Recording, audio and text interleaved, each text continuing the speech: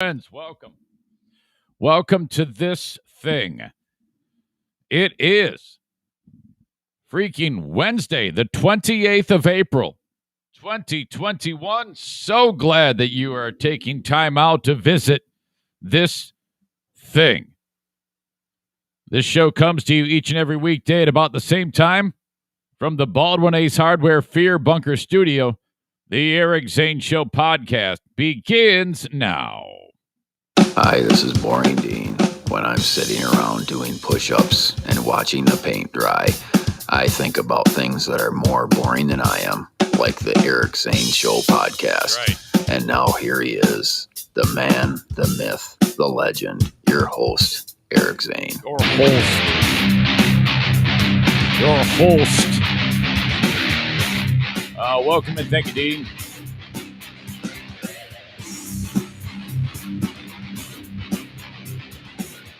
Let's get right after it. This is a daily show that talks about news, describes news, nonsense, and my personal adventures each and every day of the week. That is what happens on the Eric Zane Show podcast. All right. See you in the comments right away. Oh, my God, wherever you may be, the weather might be different, of course, but where I sit right now, it is gray and rainy. The dogs, there's nothing more weird, that the whole idea of you open up the door and the dogs go outside after, the overnight, and they're like, oh man, I can't wait to get out there and do my business. It's really painful. This is awful that I can't just wake up in the middle of the night and go anywhere. I got to wait for somebody to let me outside. This is terrible enough. So I open up the door. They go running out. They take two steps. They go, I'm going to hold it. I'm coming back in. Get out of the way. And I'm like, come on, just go out there, go to the bathroom, do your thing, and then come on in. But no, they're like, no, screw it. We're going to crap inside. And I'm like, but they don't.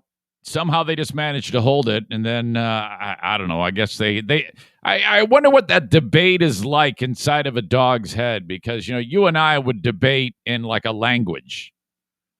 I mean, what if to me, this is something else that Elon Musk should devote a ton of cash to. Not so much getting to Mars. Why don't you spend the money on like finding out how dogs speak to each other, or how? I mean, if you're going to drop so much money on something, do it on something that I don't know. There's a lot of practical uses for that, I guess. Wouldn't that be something to find out what the hell the dog is actually saying inside of its head? I don't know. But nevertheless, kind of shitty out here. Bruce, who's not in here right now, the dog. This is my God. This dog is remarkable because. First of all, he cannot eat any food that has chicken as an ingredient. The vet, the multi-talented Dr. Kavanaugh, said, yeah, Bruce is allergic to chicken and any chicken products. Any food at all that has chicken in it, do not give it to this dog. So I'm like, okay. And she goes, here, try this food. And it's a salmon and rice based kibble. Okay. So I get the salmon and rice based kibble, and he won't eat it. She goes, try a different bowl. I'm like, what? She goes, what type of bowl are you using? I don't know, a metal bowl, bowl-like, holds food. What do you mean, what type of bowl am I using? Using one that holds the food. No. You need a smashed face dog bowl. And I go, I don't know what those words mean. What do you? Yeah, well, the dogs that have the smash face, like Brucey Boy, they need a shape of a dog bowl that isn't like the dog bowl that you have. I go, well, I had no idea that it sounds like a scam. And let me guess, you sell it. And it wasn't a scam, but, at least as far as she knew, as far as I knew. It might be a scam that she believes, I don't know. But I bought the damn bowl. And it's a special rounded bowl that has to sit on its own. This dog, I mean, seriously. we spend more money on shit for these dogs that just to enhance their lives in some way. And I guess that's fine. I don't mind that. I mean, I love the dog very dearly, but it's just remarkable. So I get the dog bowl. I'm stoked. Comes in the mail. All right, this dog is going to eat, man. And it's always a struggle. Put the dog food into the bowl right away. Dog eats it up. I'm like, oh my God, that's it. It's just the bowl? What? Dog kills the food. Next day, all right, Brucey, here you go, buddy. I got it in your special bowl. Set it down. He gets a look on his face like, fuck no. Like, I'm not eating that. He walks away. I'm like, what? What are we talking about? He gets a special bowl. So that was it. So then I bought salmon and rice, wet food. You mix it with the kibble, a little bit of water, makes its own coating thing around the kibble, and then he just crushes it. And then the next day, he won't eat. You have got to be kidding me. And then this game continues until finally I'm feeding it to him. I'm a spoon like a baby. Here you go. And he's like, oh, okay, now I can handle this. And for the longest time, everything is great. Everything is awesome until today. I've got all the things I said. I hold the food up to him in the spoon, and he's like, no, I'm not eating it. I'm like, what? How can you not eat this? So I'm at a loss. I don't even know. All the other dogs crush their food, and then he just sits there. He turns his nose up. He acts like he's sick, and then he goes and he lays down and goes to bed. I go, oh my God, this is bad. So I don't know what the hell I'm going to do. He doesn't even want to come up here. There's got to be something going on, right? Because normally he's up here, and right now I only have one dog up here, so that's weird. Okay, great. No idea what the hell is going on. If anybody has any input, I'd love to hear it. You know I'm all about input. Okay, this show, each and every weekday at about this same time, Facebook.com/Eric Zane fan page. If you could follow me on there, hit the like button. If you could, share it. Let's see if we can get more than 3 of you to share it today. Thank you so much. Facebook is brought to you by Irvine's Auto Repair, Grand Rapids Hybrid, and EV. Amazing group over there. By the way, I've got a car repair story for you. You're going to be so proud of me, Megan. You can spread the word to the masses over at Irvine's what your old pal Eric did. All right? You might not even like it because I don't want to spoil it. I'm also on Twitter, at Eric Zane Show on Twitter. A Periscope video there. Please retweet it with a snarky comment. Okay? That's brought to you by Blue Frost IT, the managed IT service provider for the Eric Zane Show podcast. Also on YouTube. Search Eric Zane Show on YouTube. Subscribe to the channel, please. Even if you don't even use it. Even if you don't even look at it. Subscribe to the channel. Hit the bell notification and the thumbs up button, and we are in business. And, of course, you can download the audio podcast wherever you download audio podcasts. Could be Spotify, CastBox, Stitcher, Google Podcasts, Audible, and then, of course, Apple Podcasts, the one that I prefer. And if you would you just throw a 5-star at me and a review? That would be very nice. Thank you so much for your assistance. And all of this you can find at ericzaneshow.com, including the merch. Get yourself an Eric Zane Show podcast t-shirt or shop around and see what else that I have to offer. I need questions for Dear Meathead. I have maybe 2. Bob Q, I owe you one. I see that. And from last week. And then on Facebook, there's one. But if you have a question for my dad on Dear Meathead, do send it along on the Shoreliners Striping inbox. Eric at ericzaneshow.com. Any questions? I want to mention to Dad about the whole business about the U.S. finally recognizing the Armenian genocide, being that he emigrated to the United States. His family were a displaced Armenian family that had to do one of those crazy-ass death walks out of the country. Can you imagine having to, what type of a walk that would be? Literally hundreds of miles just hoping to make it the next mile with a drink of water. My great-grandmother and my great-grandfather walking their asses out of Armenia with a little girl, my grandma, through this desolate country, mountainous region of the world, trying to make their way into Iran. You know it's bad if you have to walk to Iran, of all places.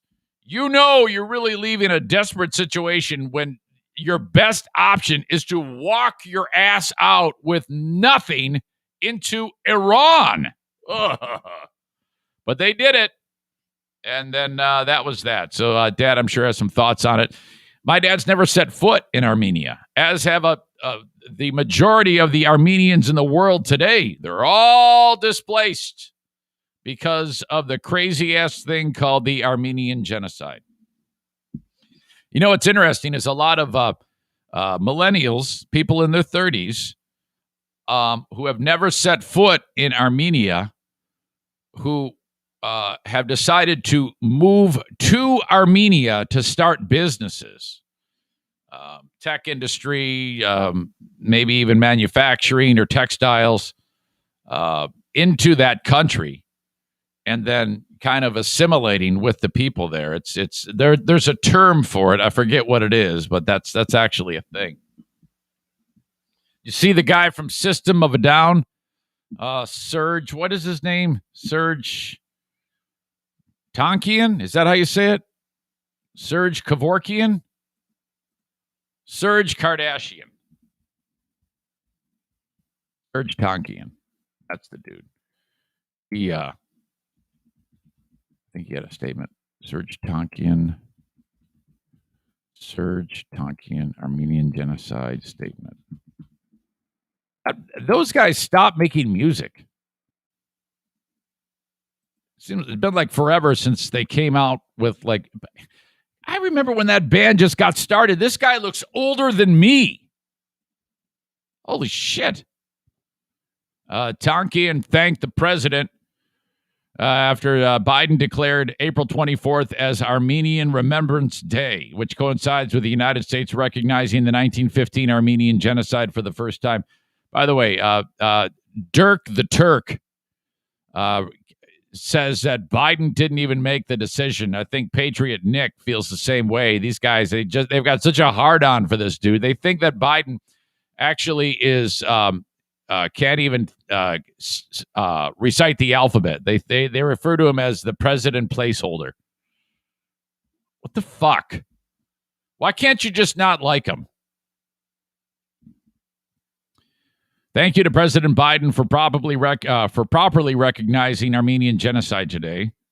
The System of the Down singer wrote on Instagram, "This is extremely important, but only a milestone towards the long road of justice ahead with Turkey and its imminent need to do the same and make amends toward the descendants of 1.5 million Armenians, Greeks, and Assyrians systematically slaughtered by its Ottoman Turkish ancestors, the son of Armenian immigrants, the Beirut-born." See, his mom and dad probably never set foot in Armenia as well. Born in Beirut. The Beirut-born singer's grandparents were survivors. Same damn thing as me. Except it was my great-grandparents of the Armenian genocide. Tonkian has frequently used his platform to bring attention to the Armenian genocide, which, despite a reported 1.5 million Armenians killed and millions more displaced, previous presidents were reluctant to acknowledge indifference to NATO ally Turkey. So there you go. That is freaking sweet. How about that? So Dad will join me for Dear Meathead. Send the questions along. Eric at ericzaneshow.com. Love to have you. Okay. Yesterday. This was the thing a couple of days ago. Jacqueline calls me up and she says, "Dad, we got a problem." "What is it? Where are you? Who stole you? Do you have your phone? Call 911. "No, my headlight's out." I'm like, oh, okay. Well, I can't fix that. There's no way I can repair your headlight. And then I go, "Yeah, I'll have you drive to Irvine's and have them replace the headlight." She goes, "Why? Can't you do it?" I go, "No, it's impossible."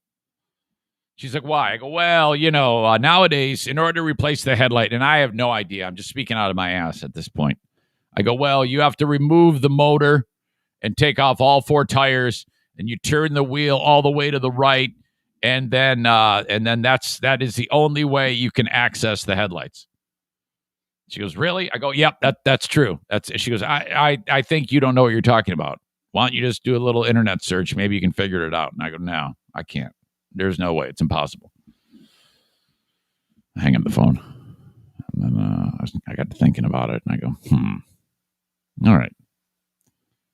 So I did what any clear-thinking individual would do when they're doing any type of repair job that they have no idea what they're doing.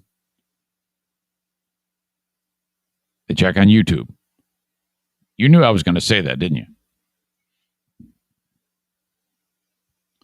Now, I'm all about seeing the multi-talented people at Irvine's. But I just wanted to take a look. There's a guy who makes videos. And what I really appreciate about these videos is he doesn't speak at all. I just typed in the car headlight replacement. And it's him holding a phone camera, walks up to the spot. He, on the right headlight, there's one little thing that has to be moved, and then boom, you just take off the clippy, you turn, and then all of a sudden the bulb is in the guy's hand, and he doesn't need it to speak. He just shows you. He just holds the phone. He points at stuff in the video. It's awesome. Like, thank God. Because some of these guys on these videos, to do something like put air in the tire, it's a 15-part video with 18 different commercial breaks in it, and it's got 99 million views, and it takes you about 7 or 8 days to be able to figure out how to do it. This guy, it's a 1-minute video, and everybody in America has watched it apparently, and it's just him pointing at shit with his hand. You see his hand reaching in there. And he does it all with a phone, just kind of leaning in to get the shot. It's fucking so simple. It's great. Clippy, turny, throw bulb away, put new bulb in. It's a 1-minute job. 1-minute job. Okay. So I go, well, shit, I can do this. I mean, seriously, it's just pull the thing out and then move the thing. And then you just, it's little clips. It's simple. This is a breeze to do. An idiot could do this. So I go, okay, hey, Jackie, I just got educated on how to do this. And she goes, you see, I knew it. I knew you could do it. I go, I'm going to fix this damn headlight. And this is going to make me a man. And I'm going to feel great about this. And she goes, Dad, you got this. This is awesome. I go, okay, yeah, I'm going to go get the light bulb, and I'll meet you, because she has to do soccer reffing yesterday. I go, I'll meet you in the parking lot, and, Dad of the Year points, and you just go in, do your job, ref the game, and I'll sit there grease monkey style and fix this shit. Awesome. Go to the auto parts store. There's this dude there who looks like he's on the spectrum. I'm serious, man. And I walk up to him and I go, "Hey, how are you?" And I'm just, yeah, I'm judging. I'm definitely judging him. I'm looking at him and I'm like, yeah, boy, do I trust this guy to ask him any question at all? I just had a feeling there was something going on upstairs, and I do maintain that I think that there may have been something going on upstairs that's just a little wonky, but still. He works there. Right? And I go, all right, sir, looking for a headlight. And he, a little bit disconcerting in the response, but I did get the answer that I wanted. Just a little wonky, but no big deal. I go, well, I'm glad I don't have to deal with that guy anymore. I'm just going to buy the headlight, little bulb, cost $12. Go up, pay for it, walk out the door. I'm done. Where I buy the headlight is in the same parking lot as where Jackie is working. So I drive over to where she is. She pulls up. Yeah, pop the hood on the Iguan in there and work and ref the game, and I'll be out here working on it. And so I open up the hood and I look, and it's different. It's different than the video. How? I type year of car, make and model of car. Why does the car in the video look different than the car that is in front of me right now? How can that be? What's going on there? So I'm like, But I look in and onto from the inside, and I see the clip. I go, well, that's what I need to do. I need to get that clip off of there. It actually, though it was different, I didn't need to move anything, and that's because I couldn't move anything. Everything that was there was not moving. I go, well, now I just got to wriggle my hand in there. Now I'm little, so I'm like, okay. So I take off my wedding ring. I don't want to get snagged on anything, and I kind of wedge my hand in on where the battery is and the side of the inside of the hood space, inside of there, the engine compartment. I'm like, oh, my hand is all just scraping. It's all like, oh my God, this hurts. I can already feel it's just terrible. And I reach in there, I grab the clip, and I go to pull it off, and it doesn't move. I go, what the hell is this supposed to come off? So then I kind of put my other hand, and Jackie's still standing there actually, and I put my other hand in there, and I'm all contorted, and the other hand barely gets in there, and it's all like, and I'm like, this is stupid. Well, maybe there's like a something on that clip that I have to depress, So I got the key to the embellisher, and I'm like holding on to the key like it's my screwdriver, it's my flathead screwdriver. I'm like pushy, and I'm like, I can't get it to go. And Jackie's like, do you want me to go get somebody to help you? Like, no, I got this. I don't want any help. And then I dropped the stupid key. Oh, my God, the thing falls down to the engine compartment. I'm like, oh, great, that's gone forever. I ended up getting it out, thank God, but I was like freaking out. And so then she realizes, she goes, well, I'm going to go. And she knows it sucks. She knows I'm fucked. She knows there's no way in hell this is happening. She knows she's driving home with one headlight. With one headlight. So I'm sitting there struggling. And I hear, you want some help? I'm like, oh, shit. I turn around, it's Gene. Gene is an old family friend. And he works there too. I go, what do you say, Gene? How you been? Oh, not bad. How's life? It's terrible. Everything's shitty. I can't get this thing off. And he goes, oh, yeah, okay, I'll get it for you. This is easy. He's in there monkeying with it. And he goes, yeah, it just pops right out, Eric. And I go, nah, it's not right. I watched a YouTube video, Gene. You just got to take the clip off. He goes, nah, just pop this thing off. Like, I don't know. I believe the YouTube video, but I shouldn't be believing the YouTube video because I look at the damn YouTube video and it looks way different than the inside of the car that I'm working on. So I don't know. I'm still stuck on this damn YouTube video. Gene can't get it either. So then I'm like, yeah, Gene, just all I wanted. I don't want anybody around me in this failure. So I just feel like shit at this point. And I go, well, I'll tell you what, I'm going to drive my car over to, and he goes, where'd you get the light bulb? I go right over there. He goes, go over there, close the hood, drive over there. And then I walk in and I'm hoping that the guy that I saw earlier is not there. But sure enough, he meets me at the door, and I'm convinced he had just gotten done like eating boogers at something like that. And I go, hey, and I say the name on his shirt. I go, hey, you, he goes, how can I help you? I go, well, and I explained to him what's up. And, this is a perfect example of don't judge a book by its cover. Don't sit there and make assumptions about anybody because this dude had the knowledge.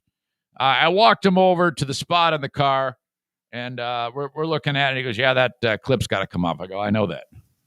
And he goes, well, okay, what's the problem? I go, I can't get the clip off. It's not coming off. He goes, I'll be right back. Comes out with the world's biggest screwdriver, biggest flathead screwdriver I've ever seen in my life. It's probably 2 feet long. And he puts the hand in there. And with the left hand, he's got the screwdriver with the other, and he's doing some shimmy motion. And all of a sudden, click. He goes, there you go. I look in there, the clip's off the damn light bulb. I go, he goes, yeah, you see, It's been on here since the day the car was made, and the grime collects on there. It forms like a glue almost on there. It makes it hard to get these things off. Yeah, I guess it does. You're awesome. I go, thank you so much. And I should have said, I'm sorry. I thought that you had Asperger's when I walked in here. You're awesome. I should never have thought that. Thank you so much. Off you go. Dude walks inside. He's gone. And then I just reached in, popped out the freaking light bulb, threw it over my shoulder, put the new one in, hooked it up, turned it on. It works. Yes! All in all, this is a 1-minute job. I was right. I was thrown off by the fact that the YouTube video was different than what I'm looking at, but still got it done.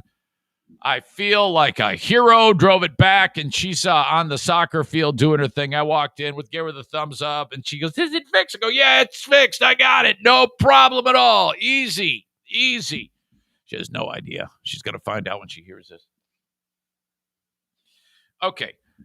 Do you guys remember this moment when Mike Lindell, the My Pillow guy, was doing a some type of fundraiser last week for his stupid social media thing, and he kept getting pranked?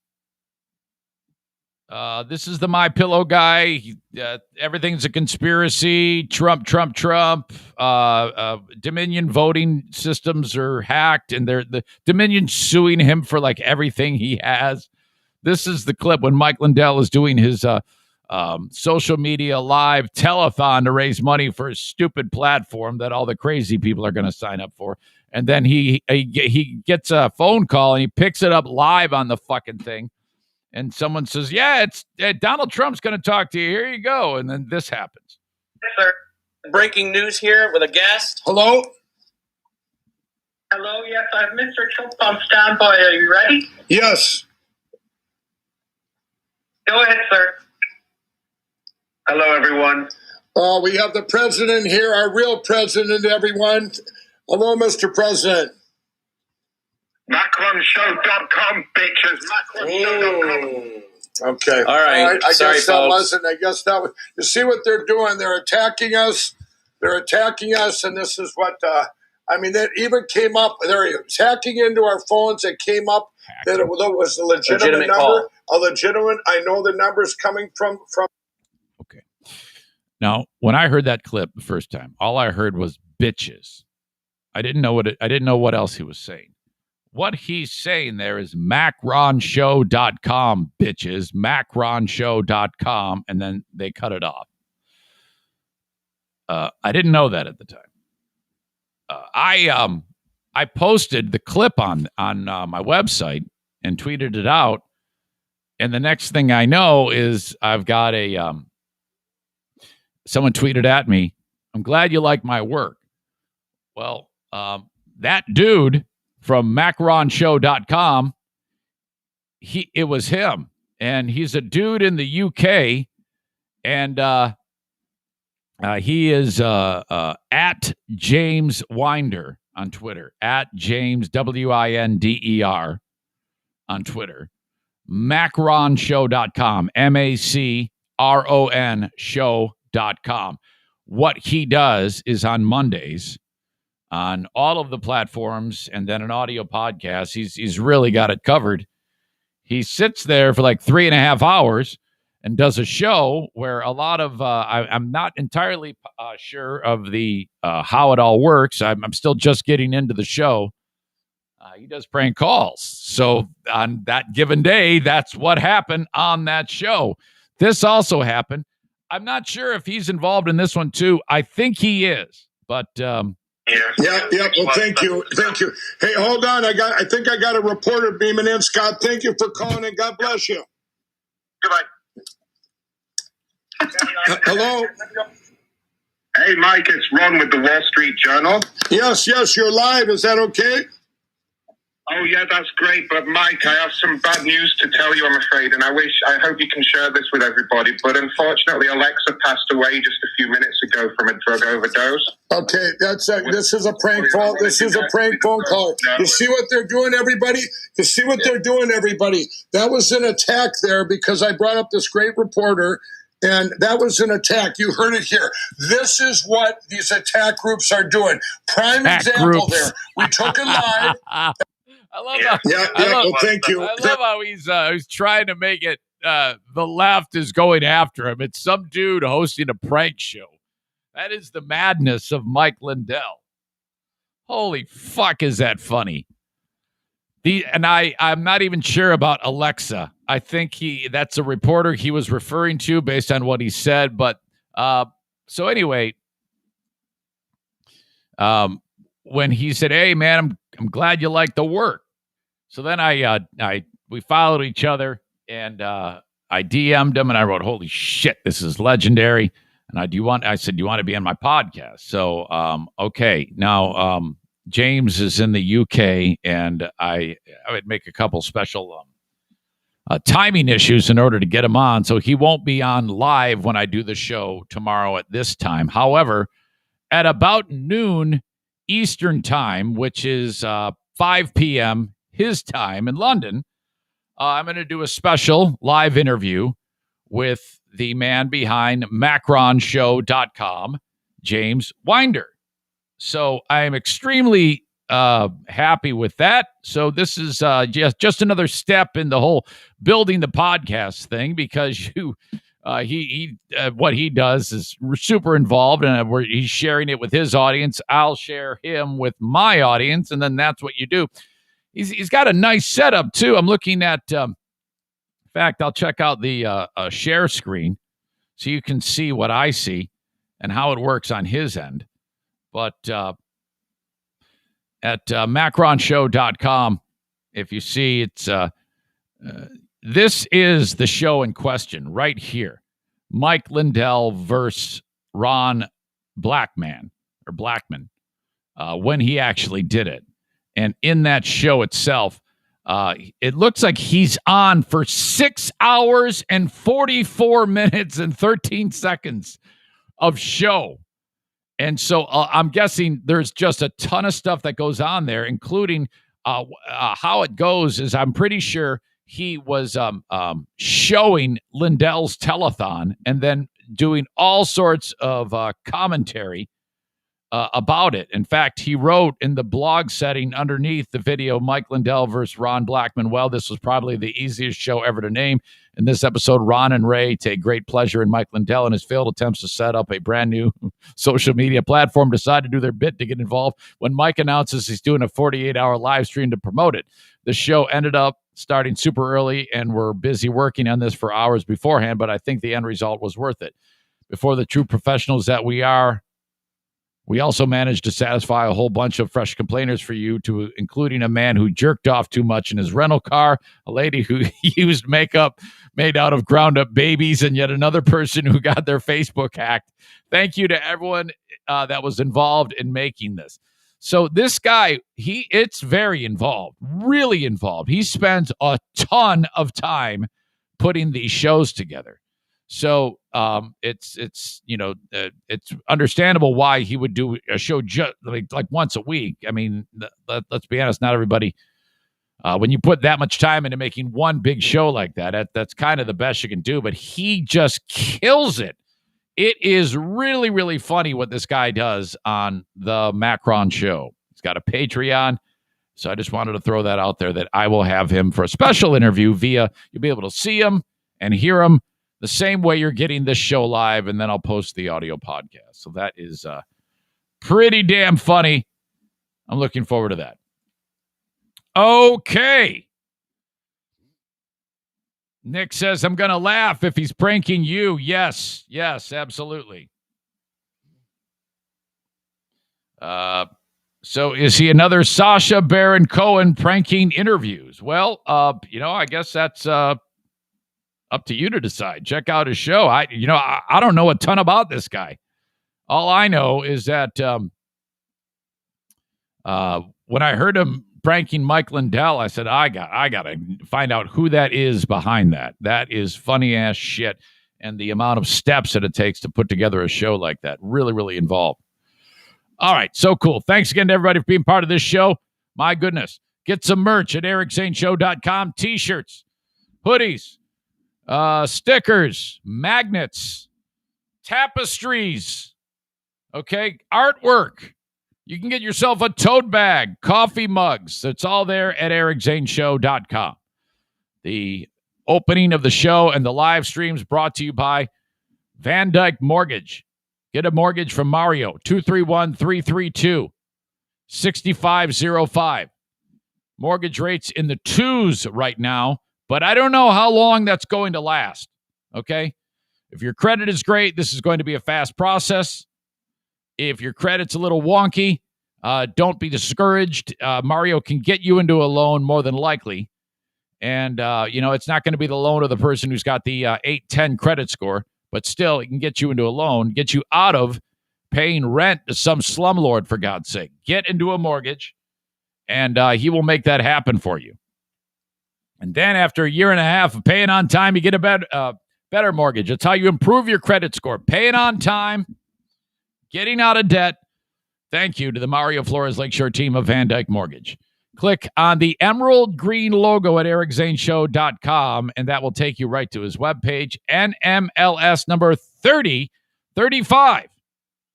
Okay, we got a paintball party coming up. It is Paintball War number 14, the Unnamed Paintball War. It happens on Sunday, May 16th. We have a 5 p.m. start time for that. Pizza party beforehand, and then off we go playing paintball. Outdoors. It's going to be awesome. Cannot wait. Get your crew together. Young people, old people, gentlemen, ladies. Give me a heads up that you're coming, please. Eric at ericzaneshow.com, since Rick just flat out is refusing to do what he suggested to me he wanted to do. It's like the weirdest thing ever. Rick is en route, if I'm understanding right now,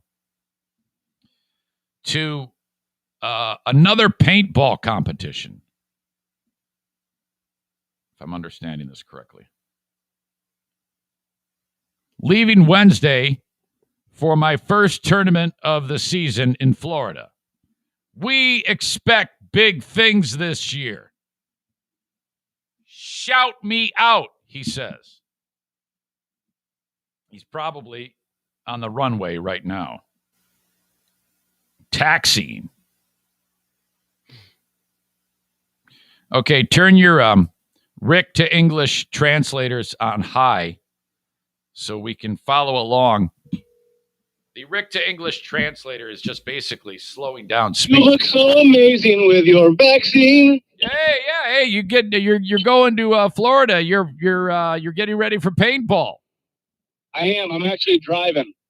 I thought you were flying. I just entered Kentucky. Oh, okay. Kenny, I'm on my way. So you got started early then? Yeah, I left at 3:00. Okay. Are you alone? Yeah, I am. I'm alone. So these guys travel from different parts of the country, meet in Florida for the big event, right? Absolutely, yep. Okay. Now, is this the same one you did last year? It's the same series. Yeah, we play. It's a depending on the year, it's a 4 or 5 event series that is in different cities across the country. Now, do you still call yourself semi-pro? That's the division we play in. Yes, the pro division is locked, so you've got to earn the right to get into the pro division. And how you do that is the top 2 teams out of semi-pro at the end move up, and the bottom 2 pro teams will drop down into semi-pro. So if you do awesome after this tournament, you can actually be called a professional paintballer. You get a pro card. Well, after the season, it's a accumulation of points for the 4 events we're playing this season. This is the first event. So after the 4th event, the teams that are in the top 2 positions will move up, and then the bottom 2 pro teams will move down. Okay, so let's say you guys have a tournament of a lifetime, and the rest of the year is amazing. You guys win everything. You crush everybody. You hang around and you masturbate together, and then you finished up awesomely. You go on to become a professional. Then officially a professional. Does that mean sponsorship money just rolls in? Nope. No. Not in our industry. No. It's a labor of love. I mean, anybody that does this to make money isn't doing it for the right reason, because we don't make any money. There's not a lot of outside sponsors that contribute to it. It's all inner industry money. We've tried to get Coke and ESPN and all kinds of other outside sponsors involved in the past. Okay. It just has never worked very well. How many people are on the team? Well, 5 take the field at a time, but our roster carries 9. So you play different people based on, it's kind of like hockey lines where you're going for offense or defense or what have you. There's different situations that you play different combinations of players. Now, I actually knew that, but I wanted, because you've told me that before, but I just like you telling me how it goes and the ins and outs of it. So you told me, hey, man, we're hoping for big things. Do you think you may have jinxed the team, or have you guys just been practicing and studying tape and you just know what's up this year?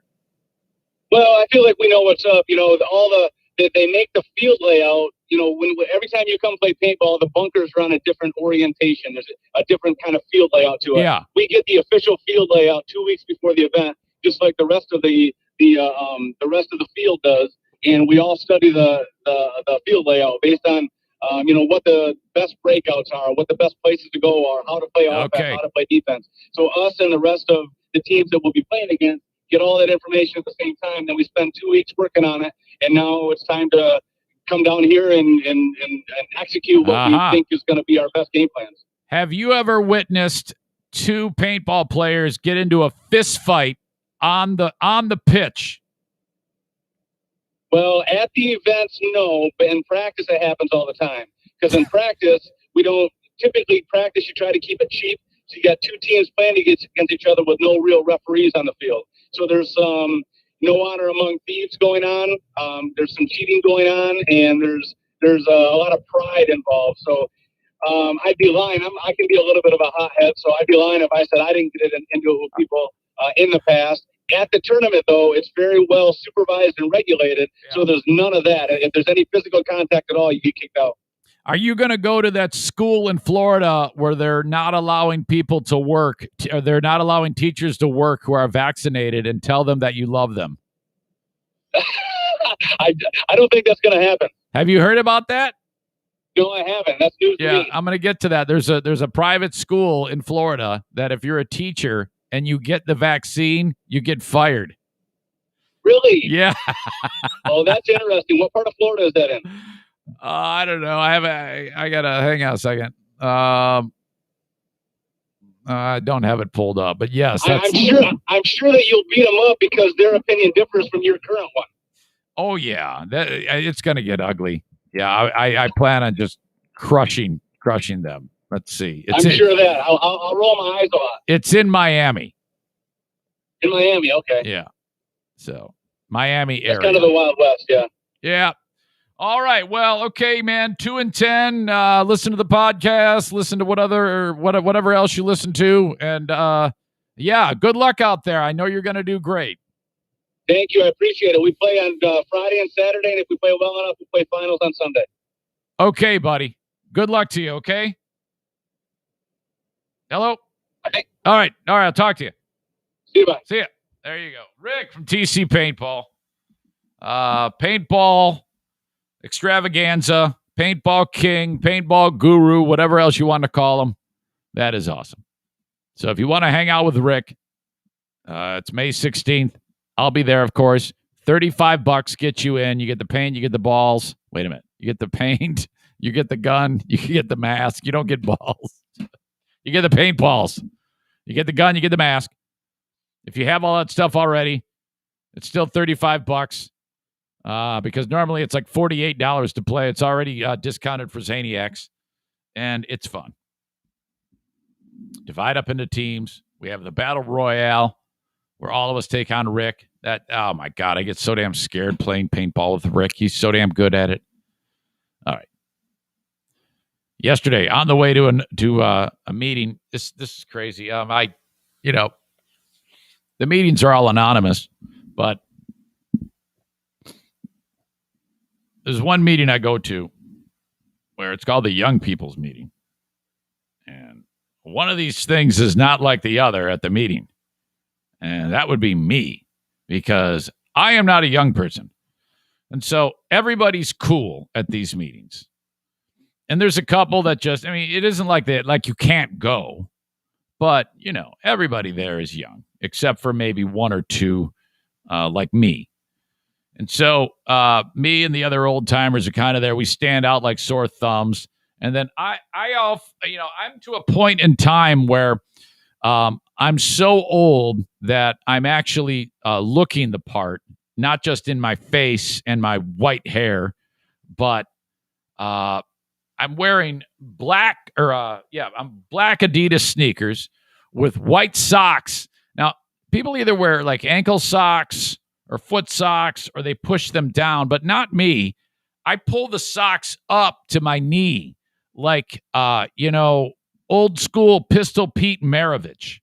So I pull the socks up, and I've got a pair of shorts on and a T-shirt, and Diana says, she goes, uh-oh. I go, what? She says, where are you going? I go, I'm going to go to a meeting.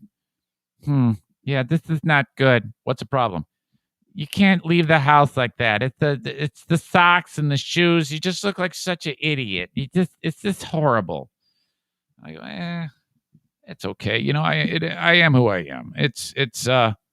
I'm just a stupid, harmless old man, and I need to be. I need to look like harmless old men look like. So this is, because everybody in these meetings, they share wonderful things, and it's just so awesome. And they see the sweet, gentle, teetering, tottering, old, half-crippled idiot come in. This is what they would expect me to wear. I'm comfort food for them. I'm their grandpa. Okay, so I need to act out that part. To me, there's nothing. If you're like me, okay, you can't dress like you're 25 years younger. When you get older, you need to dress appropriately. So you need to, when you're 50 and up, we're just a handful of years away from retirement age. So no, you don't wear a fucking flat-brimmed hat and try to impress people with what you don't give a fuck. You just dress like you don't give a fuck. And that's what old people do. They don't give a fuck. So I don't give a fuck. So I walk in there and everybody's like, holy shit, man. Oh, well, he's old. Fuck him. They there's no judging, because I look like I'm old. I'm supposed to look like this way. I'm supposed to look this way. So it was cool. And I'm the only dude there was one other old guy there. He's wearing a mask, and I'm wearing two. I'm wearing two masks. No one else is wearing a fucking mask. This is a packed house. And I'm like, you fucking crazy bastards. What are you doing? I'm like, oh shit, I wish I had 4 masks on. Fuck that. I'm wearing 2, maybe 3 till the end of my days. Fuck you and fuck your naked face. I don't want to hear shit. And then some of the people, they might take the mask off when it's their time to talk. Fuck that. If you can't, I talk loud. You bullshit. I'm wearing the fucking mask. Oh my God. Driving there, and you ever be driving on, it's 2 lanes going one way, middle lane, 2 lanes going the other way. I'm in the right lane approaching an intersection. In the left lane, it's for some reason 10 cars. No one in the right lane that I'm in. So I'm just kind of rolling along slowly. And when I get to the intersection, I'm going to make a right-hand turn. The person who's last in line of the 10 cars decides, fuck this. The right lane is clear. I'm going to get over. Now, I don't know she's thought this. And for the split second before she starts to get over, as she's rolling to reach the end of the line, and we're like next to each other, right next to each other. And her kids are in the back seat. They're all like jumping around. This car has like 75 kids in it. And they're all just kind of like moving around. I can see all sorts of activity going on in the car. And Mama's driving. Mama is like, hold on, motherfuckers. And she yanks the wheel to the right. And here I am in my truck. And I'm like, oh my God. And in an instant, my heart just flies out of my mouth. I'm like, oh my God. It's so quick. I don't even have time to hit the horn. So I didn't. And thank God. Okay, so she's not going to stop. She's just going to yank the wheel over and get into my lane, which I am there. Okay, and I'm just putting along with my white socks and black shoes, waiting to go look like an asshole in front of these young people. She yanks the fucking wheel. Oh my God, she's going to hit me. This is all this fast. She realizes what she's done. She sees me. And she stops coming over into my lane, but she's still rolling fast. Now, she's committed. She's going way too fast, okay? And I'm just rolling. And now I'm one car length ahead of her, away from the danger. But now she's so committed, but she's got nowhere to go because she's rolling fast. And you hear, poof. Shit. She smashed right the fuck into the car in front of her. I'm like, oh, boy. Oh, shit, I didn't see anything. I just rolled on by. So that was a mess. I'm sure everything's fine. Nothing to see here. White socks, black shoes. Smell you later. Hi, I'm Eric. I'm an alcoholic. Oh, my God. Okay, the news hit that Logan Paul has had his fight agreed to by Floyd freaking Mayweather. Now, right away, I got excited. But then it dawned on me, of the Paul brothers, he is not the asshole that I really want to fight asshole Floyd Mayweather. Jake Paul has been the one who thinks he's Mike Tyson because he beat another YouTuber in a boxing match, in like some carnival-like boxing match. And then he took on, for some reason, some former NBA player that nobody's ever heard of, who's like 95 years old, and he beat him in a fight.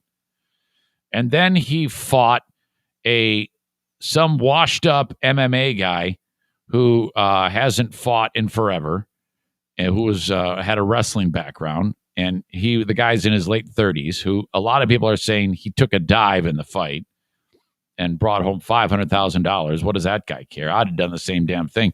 So Jake Paul thinks he actually said after that fight, who do I have to beat to be taken seriously? I don't know. A boxer?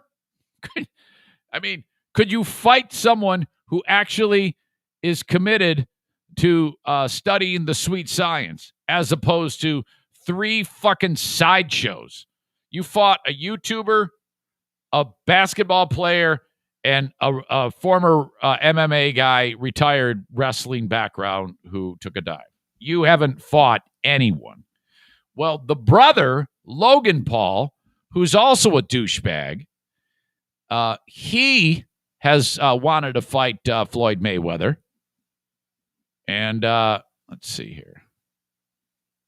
Yeah, so June 6th, Miami, it is Floyd Mayweather Jr. versus this fucking YouTuber, Logan Paul.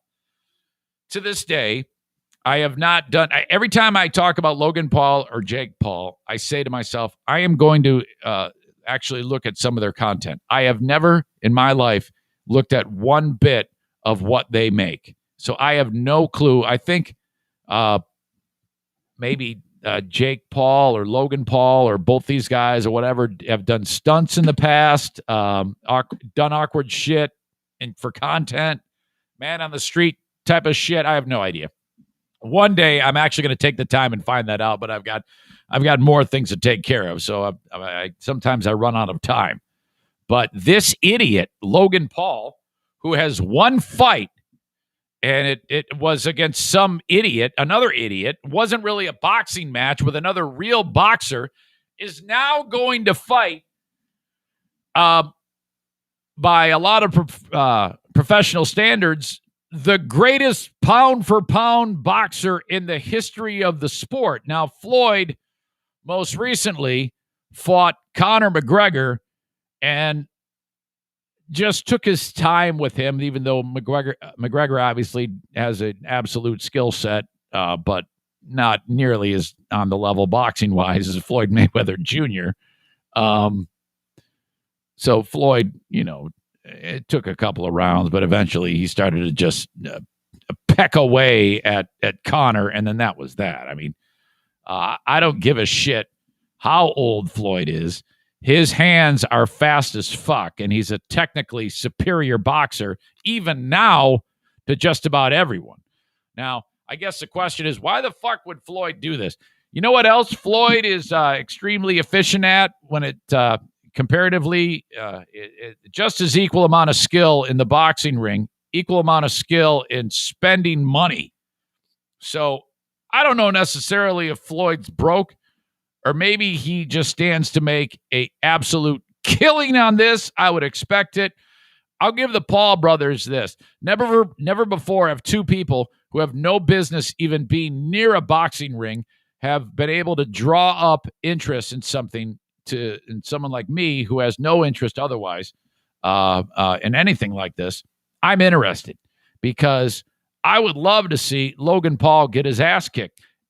Also, I would love to see Floyd Mayweather Jr. get his ass kicked. I have always wanted Floyd Mayweather to get hurt in the ring because Floyd is a fucking woman-abusing asshole. He's one of the biggest piece of shits that's ever walked the planet. Logan Paul, when it comes to Floyd Mayweather Jr., Logan Paul, and Jake Paul, the brother who fought the basketball player and the MMA guy, I think Logan Paul has the least amount of asshole-ish qualities, but he might have some too. I don't know shit about this guy either. I know Jake is kind of a piece of shit, and he's been accused of some terrible things. Look, in a perfect world, this is what's going to happen. On June 6th, Mayweather and Logan Paul are going to be in the ring, okay? And the fight is going to go down, and at one point in the match, Logan Paul is going to throw a punch, and Floyd's going to throw a punch, and it's going to connect with on both fighters, just like Rocky and Apollo, okay? And their noses are going to collapse and go into their brains, okay? And they're just going to crumple, and they're going to both go down, seizing on the mat. And then Jake Paul is going to come running in the ring to help his brother, and then Floyd's dad is going to come running in the ring to help Junior, who's also a piece of shit. And they're going to be like, oh my God, I can't believe this happened. And then the scoreboard that's hanging up overhead is going to fall and land on all four of these fuckers. And then that's the end of that. And like, oh yeah, this is a great pay-per-view. Congrats. Oh, we hope you enjoyed the show. Smell you later. That's all. That's keep your fingers crossed that on June 6th, that will happen. Will I buy that pay-per-view? Fuck no, I'm not going to buy the pay-per-view. I didn't buy the McGregor. I was really interested in the McGregor-Mayweather Jr. fight. I was really interested in that, but I'm not going to buy that. There's no way I would buy that. Come on now. Let's not be stupid here. And you shouldn't buy it either. Just dumb. All right. Let's see. There was a moment in baseball last night that I need to discuss with you, and because it doesn't happen that often. It is a guy by the name of Vladimir Guerrero Jr. Old school folks might remember Vladimir Guerrero, dad, who was just an absolute beast. This guy could flat out mash. Vlad Guerrero, who's a Hall of Famer, I remember Guerrero used to walk up, and he was kind of a throwback and the reason why is because he would never wear batting gloves. Nowadays, you get any dude that comes up there, he's going to dig in. It's going to take him a half an hour to do it. He's going to fuck with his, remember Jason Giambi, that asshole? He'd sit there, and he'd just be like this for like 15 minutes after every pitch. Guerrero walks up. He's like, fuck you, man. I don't know if he sounds like Serrano from, is that Serrano from Major League? Remember that? He wanted, I need to kill the chicken before I bat. Guerrero would come up in no batting gloves, just bare hands. And, he'd just walk up, hold the bat up, and boom, it goes a mile. Well, His son plays for the Toronto Blue Jays. They were taking on the Nationals yesterday. He hit a grand slam earlier in the game. This is his third at bat. Now, let me just tell you, whoever the play-by-play guy is here, he is correct, but in how he handles this, in my opinion. But the color commentator, which is some professional baseball player, former professional baseball player, fucks everything up here, and here's why. You're going to hear the crack of the bat, and you have a huge moment. It's clear the ball is going out. The play-by-play guy goes, it's a home run. Now, at this point, the camera is on Guerrero as he's rounding first. You shut up there. You just let the pictures describe what's happening to the audience. You don't need to talk. You got to let it absorb. You can't just, as the color commentator, jump right on the explanation of what happened and what you think with your own spin on it 1 second after the ball lands in the stands. So I was way pissed off at this. I tend to pay attention to stuff like this when announcers fuck shit up. But for God's sake, Vin Scully would tell you, just shut up and let the guy do his job, and that is run the bases and let the audience. We all know he's great. You don't need to break it down, you asshole. Check this out. Swing it a drive. Get up, ball. Get out of here. How about a 3-homer night for Vladdy? Well, he found the ball he wanted to hit. You know what's would have been the most impressive thing about what he has done? You can't go into breakdown mode when we're losing our minds because this son of a bitch just mashed home run number 3. You can't follow up, get out of here, ball. That's home run number 3 with, yeah, you know what's impressive about that is he hit it to left, hit it to right, hit it to center. You just shut up.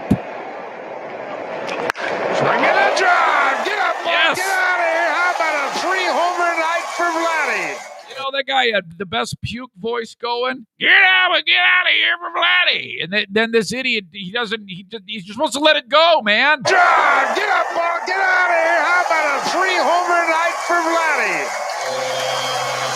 I mean, you got the horn going off and everything. All you got to do is sit there and let it breathe, man. What are you doing? Night for Vladdy. Well, he found the ball he wanted to hit. You know what's would have been the most impressive thing about what he has done tonight? The grand slam went to left. The solo home run went to center, and this one's going to go to right. He can hit it out at any part of the ballpark. 7 home. Yeah, if I'm in charge of the network, I'm like, you just murdered that home run call. Shut up. You could have said it all after he crossed the plate. That's when you let it breathe, you fucking asshole. Son of a bitch. Man, I was pissed off just hearing that. How do you do that, man? That's a baseball color commentator who's too smart for everybody else. You just got to shut up, man. All right, I got to get to my dad here. I'm already late. Irvine's Auto Repair, Grand Rapids Hybrid and EV, 616-532-6600. Take your car to Irvine's, unless if you're an absolute genius and you know how to replace headlight bulbs. You guys, hey, I'm going to put you out of business because I'm such a DIY pro. They're like, shut up, Eric. Irvine's Auto Repair, Grand Rapids Hybrid. Irvines.com. That's ERVINES.com. While I'm at it, my friends at Cornhole America. Go to cornholeamerica.com and look at the boards. Get a set of cornhole boards with whatever you want on it. Thinking about doing a cornhole fundraiser to raise some cash for whatever, a sick person in the community, whatever it may be at all. Just pick their brain. Cornholeamerica.com for more information. Dear Meathead with Dad is brought to you by my friends at JM Synthetics. Thank you so much. Reach out to JM Synthetics. They're online at jmsynthetics.com. And you can check out all the great products for your DIY needs. Oil, filters, whatever it may be, any type of lubrication. They're all about it at JM Synthetics. My gosh, thank you so much. Why are you late, guy? Where you been? There he is, guy. You are 3 seconds too late. I know it. I was I kind of lost track of time there, Dad. I am so sorry. Well, you don't need to apologize. Yeah. It's no big deal. Were you like, what is he doing? Is he forgetting me? What could possibly be happening? Right now? What do you mean? What could be happening? Is that what you were thinking? No, I'm sitting in a chair and watches on my wrist, and I see, oh my, what? 5 minutes late. Yep. That's pretty rare. There's no question.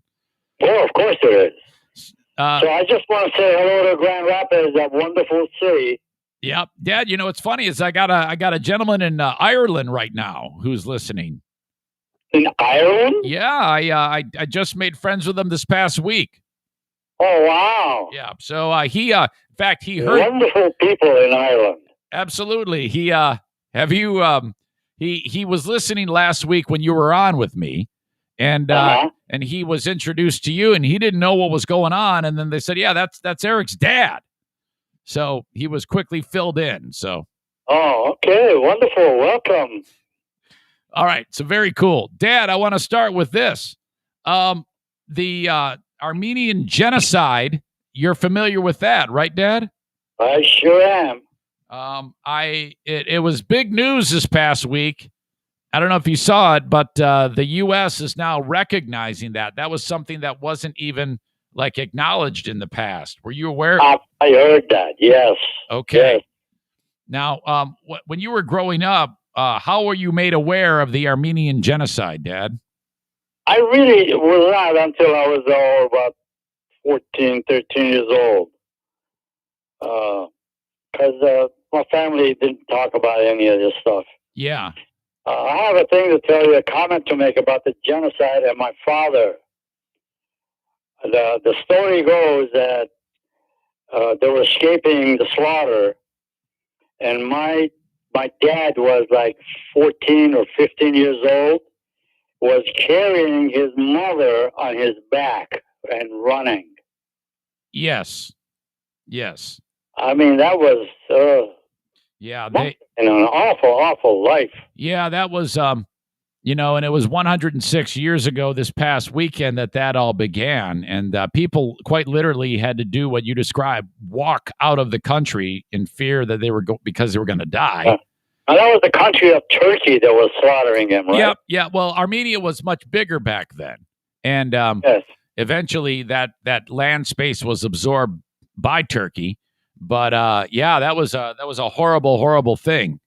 And then people kind of spread out into like Syria, Lebanon, and Iran, and yes. Different parts of the world, and then eventually wound up coming to the U.S. And so, I mean, that it really led to you winding up in Iran because of all of the people that were spread out in different parts of the world. Sure. So it's kind of a big deal for Armenians everywhere for the U.S. to finally say, no, this was a genocide. There were 1.5 million people killed. It was slaughtered by the Ottoman Empire, and now the country of Turkey. You know what's interesting about this, Dad, is like in Nazi Germany after the end of World War II, Germany then started to go down the road of making amends, and many years later. Germany now is a wonderful place, and they have nothing to do with the old way of living back when Adolf Hitler was in power. But Turkey, everything's still the same. That hatred for Armenians still exists, and they want it. It's never left, and that's what makes this even more terrible. I do not get it. It's no different than. The low area of states, blacks and whites. Oh no, yeah, you're absolutely right. It's this is unheard of to me. It's just disgusting to me to hear that people hating people. Yes. So now you have some people that are like, well, okay, but now what's going to happen? Because the U.S. part of the reason why they never really said anything about Turkey like this was they are a strategical ally, and so now that might be in jeopardy. But I'm like, well, too bad. That's the way it goes. I wouldn't want a bedmate who was a murderer, and that's what the U.S. had for the longest time. I really cannot comprehend the hatred, because hundreds of years ago this occurred, and none of those people are around anymore, and then the current people are still hating each other. I cannot tolerate that. Yeah, very, very strange. People have not hurt each other living in this country. A lot of the audience, after this was announced over the weekend, Dad, they were like, oh my gosh, I can't wait to hear what your dad has to say about this. So I kind of wanted to start off with that. But see, I don't have any hatred for that at all, because I really am not aware of what went on. No. As far as that goes. But I do know the stories of my parents, what they went through to get to where they were, or where they are. Right. So, it really saddens me that people are hating people. So, with your dad having experienced that, do you recall any moments where he shared with you? Because he obviously shared you the story about having to carry his mother, correct? Yes. But not a word of that is spoken in my years of living with my parents. Gotcha. Wow. That is something. Okay. Well, so now I don't even know what this does. I mean, how this affects things, but it seems like it was something that kind of had to happen. But I have heard California's got a lot of Armenians living in there. That is true. Occasionally, I hear some comments, but that's significant. Okay. Stevie writes this, Dad, totally different subject. Hello, Ruben. I recently went to the local zoo. And she said she was really looking forward to it, but she was disappointed because the zoo did not have any giraffes. She says, they're my favorite wild animal. She wants to know, Dad, what is your favorite wild animal that you might see at a zoo? Oh, boy. There's so many of them. I can't fathom to be able to remember all of those things. I really don't have I like to just look at the animals. I don't have a favorite. Well, I mean, if you're walking through, what do you think would get the most of your attention, Dad? Would it be maybe I'm trying to think of the name of a huge one. The elephant is a fantastic animal. You like? But the one thing that I do remember as a child, what is that thing I used to stand on them and walk on them? A camel? No. It's a little ground animal. No. It crawls, Oh, a turtle. A turtle. You used to stand on turtles? We had a turtle in our backyard. How it got there, I don't know. But I used to stand on him, and it would carry me. Wow, what a horrible life for the turtle. Well, it wasn't. We wouldn't do it regularly. It was a huge turtle. So the turtle would disappear in the yard. So I don't know where it would go. Then it will come up. Man, you have told me some fantastic things that you've done when you're young. I remember you told me about the time you were turning the headlights on and off, and you and your brother did that for like 5 hours. And then standing on the turtles is another, and then hanging out with the Army guys. My God, you Oh, this turtle was awesome. I would stand on him and it would walk. Now, how would Mom feel about the turtle walking, standing on the turtle? She didn't care. She didn't mind that you were standing on the back of the turtle. Oh, I'd pick him up occasionally and I rub his back just like he's feeling it, but they don't feel nothing. It's solid steel. It feels like steel. You knock on it, it sounds like you running into a hammer with a nail, All right, Dad, I'm just taking some notes here, and I just wrote down the turtle shell is solid steel. It feels like it. Okay. And then it really sticks its tongue out. Yeah. Oh, I was just loving that thing. Dad, this makes sense. this feeling you have for the turtles, because I remember one time we were driving home from Grayling and in that van, and all of a sudden, there was something that happened. We had hit something in the road, and we looked behind us, and it was a turtle spinning like crazy. You'd run over a damn turtle. Oh, my gosh. I don't remember that. Oh, yeah. You were bummed. You're like, oh, my gosh, I just run over a turtle, guy. So oh, wow. I can see why and they are such a docile thing. They don't hurt nothing. And they crawl like oh, yeah. It's just 1/100th of a mile. Yeah, a minute. That's a bad thing when you're driving on the road and you see one in the lane and you realize, oh my God, this guy's gonna get it. I've actually pulled over and helped them across the road. I've actually done that more than once. Turtle? Yeah, oh yeah. Oh wow. There was a snapping turtle one time, and I've talked about this before. When I used to ride bike everywhere, if you remember that. I was on one of those back roads, and there was a big snapping turtle. And I was like, well, I got to get this guy off the road. So if you get him from the back end of it, they can't hurt you. Well, you're supposed to grab the tail, but I grabbed the shell, and his neck, he can reach you, and he almost bit my hand off. So that was almost an absolute catastrophe, but I was able to finally shoo him across with like a branch or something. But my gosh, he almost bit my hand off. Wow. They can defend themselves if you absolutely. All right, so we got it. Go to the zoo and look at the turtles. Okay. There's nothing exciting about looking at a turtle. Well, I don't know. I mean, I guess maybe if you stand on the turtle's back. No, you can't be doing that. After they see you do that, they nail you butt. Okay. All right. Josh writes this. Dear Meathead, my friend's wife has repeatedly dropped hints for him to finish a project in the basement. This has been going on for over a year. Well, she grew impatient. She blew up at him for not getting the project done. Does she have a right to be mad? Absolutely, yes. If there's something that they both agree to finish it and decorate it or whatever it is, and the man of the house is the one that apparently does that. We just take that for granted that the woman is really not supposed to get involved in projects of repairs and all of this things about the house. But they take pride in their home, and a guy that doesn't have the pride in their home, well, it's a tough thing for the wife.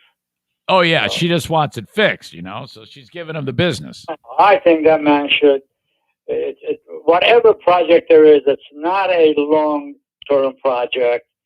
It can be done in maybe 2 or 3 different intervals and be done with it. And, a wife takes a pride in the house, although it's not her end of it to concern herself with. But my God, it's something that she doesn't know how to do it or can't be doing it. The husband should take over and do it. Okay. Got it. That's a bonehead mistake. It's a bonehead mistake. Got yes. it.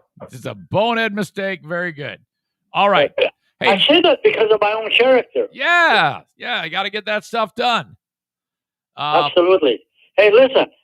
I did yesterday. You know how big our lot is? 1 acre. Yeah, you got a lot of land there. On my knees and my hands, what are those things? The dandelions were totally taken over. Okay. Fuck every one of those suckers. I could have sprayed them and all that, but no, hand digging is much better than it is spraying. So you mean to tell me there's yellow dandelions everywhere, and you're taking them out one at a time? It out by hand. Wow, you are that's like something that someone would do 300 years ago. Yes. On my knees, I went from one end of that 1 acre to the other end. So, where most people just give a guy $30 and he sprays chemical down. Yeah, absolutely. You're going to go now. Do you have like a tool that you stick in the ground and loosen up this? I got a digger and stick it in and lift it up and throw it away. What you did with the other one? What? Put it in the basket through the garbage. Do you? Well, Your tool. Oh, hey, another thing is now, two very expensive tools. Yes. I was using it, and then I put them in a bucket where all the dandelions that were picked. Yeah. And I walked out there, not knowing I threw it in the garbage. Oh, my gosh. Yeah, you can't be throwing away your... crazy trying to figure out where the heck I put it. Oh, I couldn't. I had to go buy another set of them. You had to buy another set. Did you end up find? So did you find the one in the garbage though? Finally? Yeah. No, I never found it. It's for gone. God's sake! It's probably laying there in the grass. No, it's not. Joanne's going to ride over it with the lawnmower. We cut the grass and all that. Nothing is gone. Oh my God. If you don't get all of the root, those dandelions are going to grow back. Are you getting all the root? I'll be getting the root. It doesn't break? I dig it in, raise it up, and pull them out. All right. How about this one, Dad? They come back anyway. Yes, they do. So you'll be back on your hands and knees. This is the same guy who, when he has a pile of snow, rather than just letting the warm temperatures melt it, he takes shovelfuls and throws it on the grass so that it melts quicker. So this does not surprise anybody. Okay. My pal John writes this. Dear Meathead, a friend of mine was driving around with his wife, and they were coming home from the doctor. And out of the blue, she went crazy because the husband had not painted the basement yet. The husband works a lot and is super busy. How should he handle this? Did you say how should she handle this? How should he handle this? He, boy.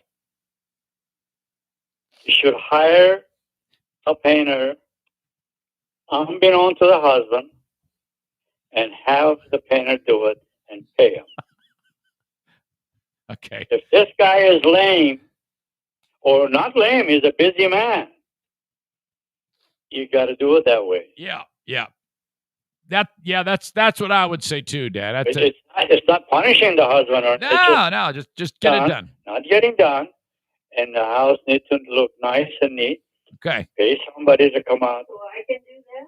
Joanne can do that. Okay, so Joanne's going to hire somebody. If I can't do it, I don't have time. She's going to have to do it. Okay. That's excellent. That's very good. I'm glad you shared that, Dad. It's kind of like a similar question, different point of view for both of those. Yes, it's a costly type of thing. The husband does things to save money. I do that to save money. But you see, I wouldn't be hiring anybody to come out and pull my dandelion. Yeah, you want to do it yourself. I want to do it myself. Of course, I have the luxury of I got time. Oh my God! All right, well, Dad, let me double check, make sure I don't have any last minute questions. Okay, how about this one, Dad?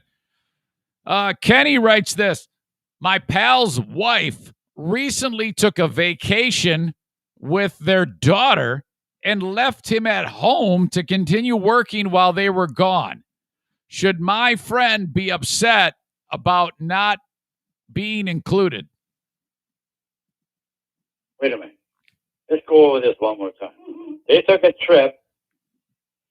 He writes, hey, my friend's wife went on a trip and brought the daughter and left the husband home to continue working while they were on a trip. He wants to know if the guy should be upset about not being included. I don't think they should be upset because somehow or other, the husband is working all the time, right? Yes. No, he didn't have time to go anyway. Yeah, he wants to know, should the husband be upset? No, he shouldn't be upset. Okay. That's how I feel.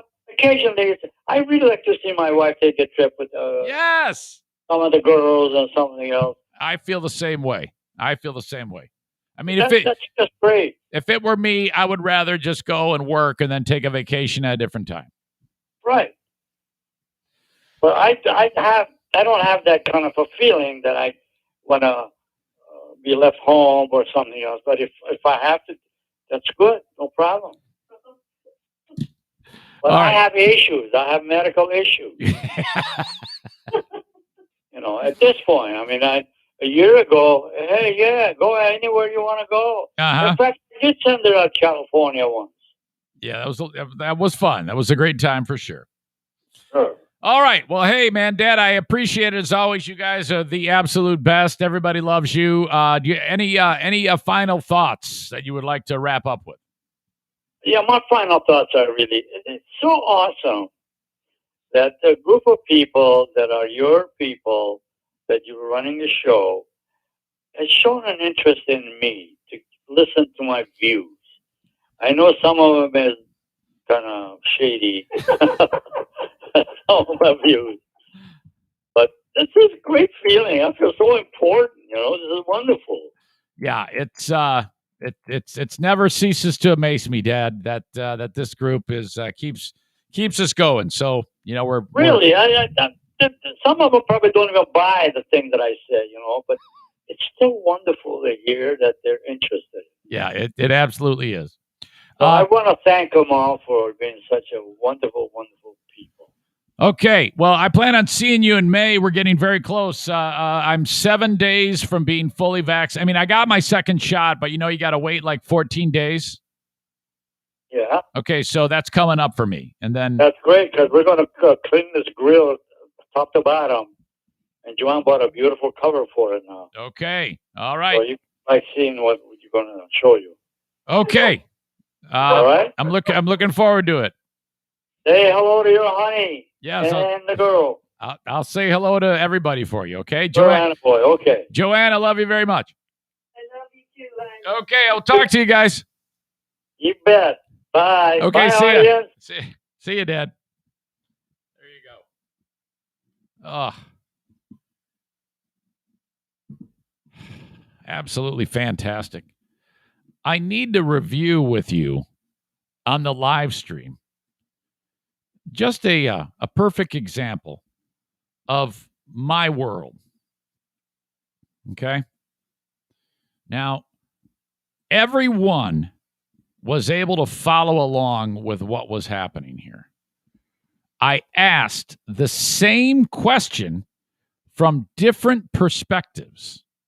The first question I asked was concerning me it was all about me painting the basement. And the story broke on Patreon yesterday that Diana was pissed off at me because the work had not been done. So the Zaniacs, specifically John the Psycho Magician and Josh in West Michigan, asked a question from both perspectives. Real easy to follow this. Josh's was from framed in the way of does the wife have the right to be mad? He wrote, my friend's wife has repeatedly dropped hints for him to finish a project in the basement. This has not been going on. This has been going on for over a year. She blew up at him. Does she have a right to be mad? So, and then similar question, but from the other perspective, trying to see if we can catch him, have a different opinion on the same thing with just different wording. Amanda misses that. And this is why I get so fucking enraged all the time. And I'm not now, but this is just so dumb.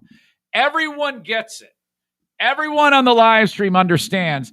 But in her brain, she's like, I'm confused. I must now type, didn't we just hear this question? And she did. And I'm like, what the fuck? How do you, can't, everybody else gets that we're trying to, corrupt him in that silly way of innocence of him basically Or it's either way, we win. Either he's going to indict me twice, indict her twice, or contradict himself with the same thing. And everybody's following along, but Amanda's like, I don't know what's going on.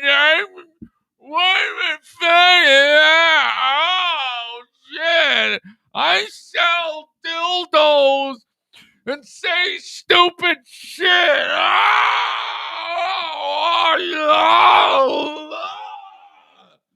What the fuck? Oh, God. Unbelievable. Tom says it's the brain fog from COVID. Just listen. Use your ears. God gave them to you. I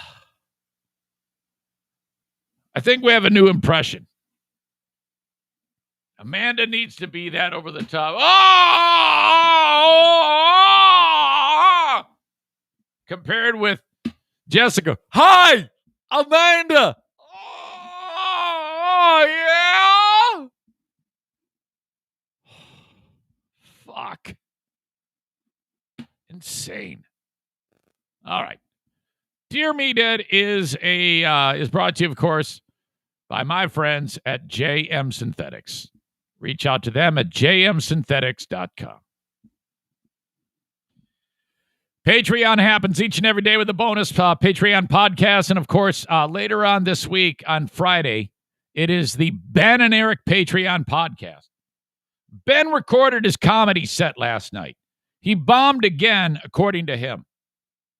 So Ben has to play the comedy segment with us on the Patreon. I'm not quite sure exactly how we're going to do that right now. But, yeah, that's going to happen on Patreon. You can hear just how shitty of a job he's doing. He continues to bomb. Now, we don't want him to give up, but we need to hear this. And now, Ben's his own worst critic, so maybe he didn't bomb. Maybe he's just being hard on himself. We will have Ben's comedy stand-up on Patreon coming up on Friday on the Ben and Eric Patreon podcast. What do you mean, Ben and comedy? I don't know. He does stand-up? Well, I'm confused. Someone explain to me what everyone else knows.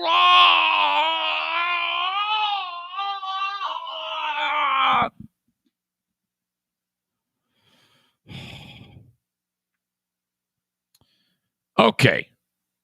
If you have a gun and it's busted, get it fixed at BK Guns and Stuff. The letter B, the letter K, guns, the letter N, stuff. Click on their logo at ericzaneshow.com. It'll take you to their Facebook page. Repairs, cleaning, customization, whatever you need. Firearms transfers. You've got an idea. You want a weapon to look a certain way. That's the customization thing. They do everything. It's a husband and wife team of gunsmiths. And, there's something really, really sexy about a lady who is a gunsmith. I'm really intrigued by women in trades that are normally dominated by men. I think that's kind of hot. If you see a woman changing oil or installing she's like a journeyman electrician or a plumber or a lumberjack. Now, make no mistake, she can't be a freaking bow wow. She does get a little bit more of a pass, though. So a tough-ass woman who just looks kind of okay, who can repair shit, is hot. So that's just me. That's just my own personal opinion on this thing. Anyway, so you got the husband and wife team of Benjamin and Kyle, and that's the other fly in the ointment. Kyle is the wife. She's got a dude name, but she's not a dude. So Benjamin and Kyle from BK Guns and Stuff. Okay? They service weaponry from anywhere in the United States. You got to reach out to them and find out how to do that. Or just drive across America and drop your gun off. I don't care. They're in Saranac, Michigan. Call them at 616-902-2447. If Benjamin's email is full, send him a text. Say, hey, man, how do I get you my gun? Zane told me to call you. 616-902-2447. A lot of my businesses on the show are moms and pop businesses that do business primarily in the West Michigan area. But there are some like BK Guns and Stuff and JM Synthetics, so you can be anywhere, really, and get whatever you want. All right. A&E Heating and Cooling. No, they won't travel to Rochester, New York to repair your furnace or your air conditioning. But you can get the air conditioning or the heater serviced by A&E Heating and Cooling if you are in the West Michigan area. 616-516-8579. Occasionally I mention this, and I think it's a good idea. Let's say you need a whole new furnace and AC setup, or just a furnace or just an AC. And you're like, oh, shit, this is going to be expensive. Yeah, you're right. It's going to cost you a little bit. But this is what I want you to do. I want you to call any two other companies that does this. Anybody at all. I don't care if it's another mom and a pop or a big name company that has 80 million vehicles driving around in the area. Do it. Get an estimate from each of them. Then call Joe. And if he does not beat the other two, tell him. Say Eric Zane told, and don't tell him that I told you until you get to this point. Then you say, yeah, okay, that's cool. That's a pretty fair price, Joe. But however, this guy's cheaper, and Eric Zane said you'd beat it. Are you going to beat it? That's all you got to say. That is all you have to say. And he's going to go, ay, chihuahua. And he's going to go, all right, yeah, I'll beat it. That's how it is. That's how you haggle with the Eric Zane wild card in your back pocket. Okay. Now, you got to produce the, estimates. You can't just say so-and-so beat me, because he's going to say, produce the document, bitch. And if you don't, he's going to tell you to go fuck yourself. So there you go. That's how it works at A&E Heating and Cooling. 616-516-8579. Schedule the AC to get tuned up. Many of you have done that. And in the past, it's time to do it again. I know I got to do mine. Don't just flip on the AC like a jackass. 616-516-8579. Utilizing the Comfort Maker brand of air conditioners and furnaces. All right. Patriot Nick says, can't be a bow wow. That's what I said. Congratulations. If you were cancelable, you just canceled yourself. I did. I don't know what the fuck you're talking about. Tom says, in other words, a woman that can kick your ass. Let's be honest here. Pretty much any woman can kick my ass. Okay? I'm little. I have zero ability to fight. And that's the end of it. There isn't a woman alive who can't beat my ass. I knew that I was outgunned when my 15-year-old daughter out-muscled me when she was having that temper tantrum that I had. Hello, 911? Yes, can you come over, please? Yes, sir. What is the emergency? Is it a home invasion? Has someone hurt you? Is someone robbing? No, my daughter is too strong for me. I can't control my... They're like, fuck. You serious? What a pussy. This is so embarrassing. That call exists somewhere. Pellerito, do you still have that? Does that exist? That was back in the radio days, I think. I'm pretty sure. Is there a 911? Do you have a 911 call of when that happened? I don't recall. Because Mike goes and gets my 911 calls every time. There have been probably a half dozen times that I have called 911. There was certainly. And then there was, I think my family has succumbed to carbon monoxide poisoning. There was my neighbor's dog. There was when my neighbor couldn't get up and I helped him up while on the phone with 911.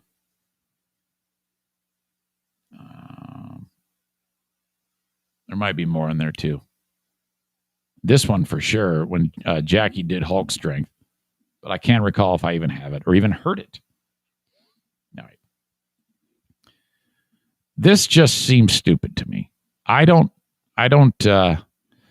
in Miami, there is a private school, and it's called Centner, Centner, and that is the last name of the husband and wife team who runs the school and owns the school. It's a private school called Centner Academy. Okay, and you need to know this, that they, by doing what I'm about to tell you that they're doing, are doing absolutely nothing illegal.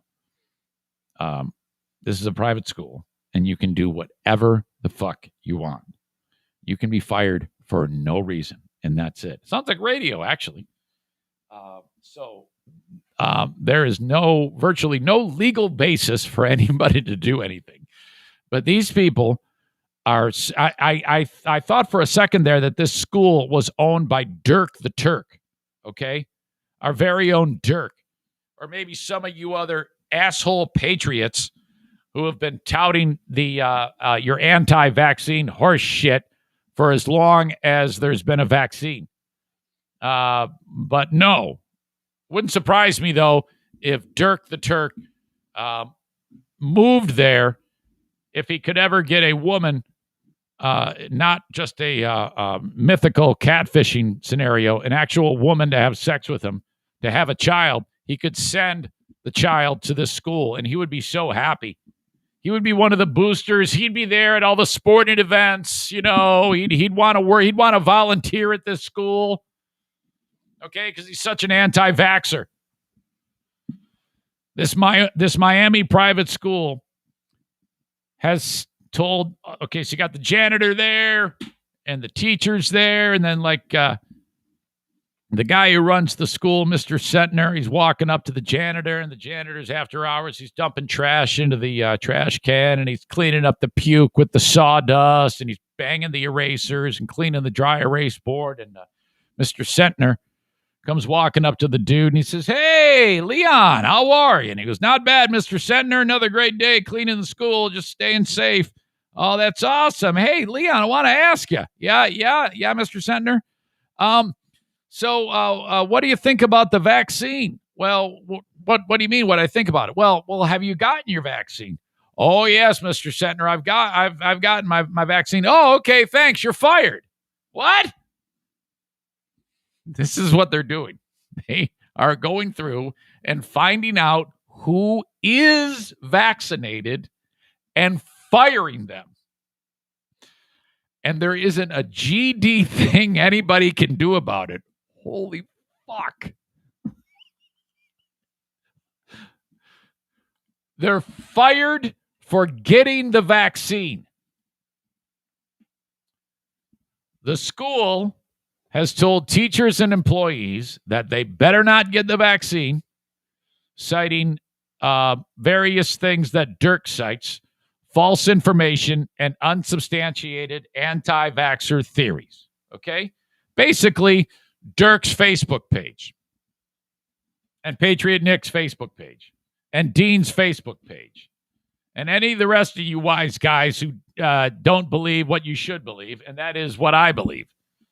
The school said it is their policy not to employ anyone who has taken what they call the experimental COVID-19 injection.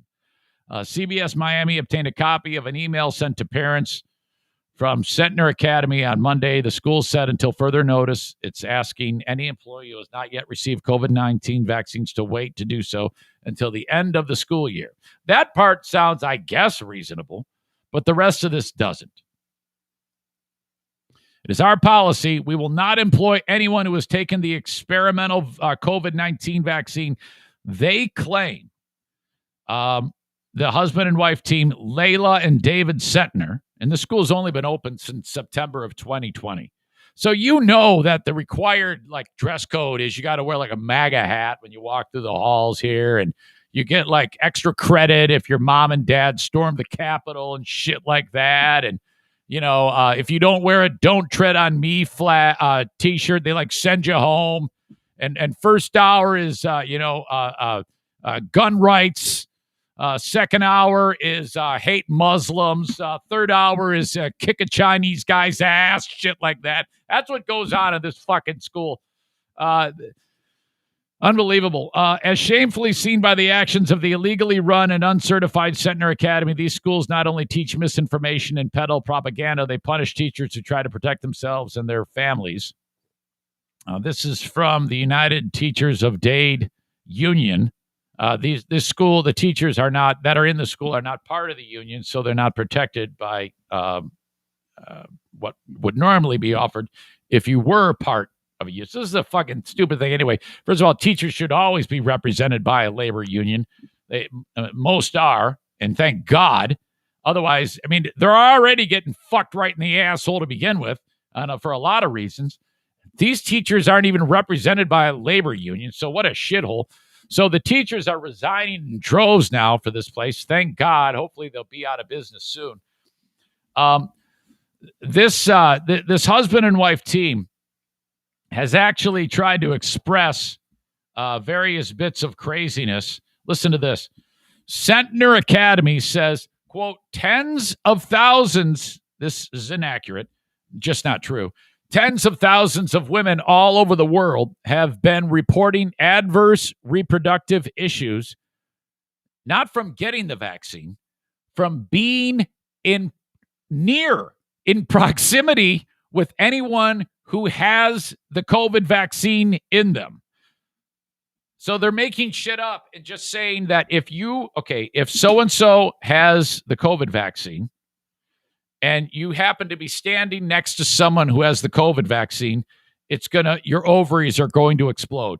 That's what these assholes claim. Now, of course, any doctor that knows anything, and that is all the doctors in the world that Dirk doesn't listen to. Dirk always sends me this crazy propaganda shit.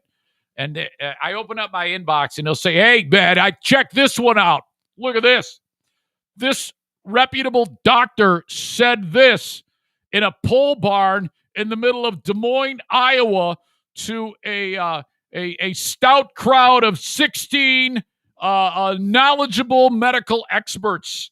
And it's like, a fucking massage therapist talking to a couple of osteopaths or something like that. And he's like, oh, this is all true, man. This is fucking great. Well, if you don't know, I saw this on one of my Black Ops websites. Holy shit.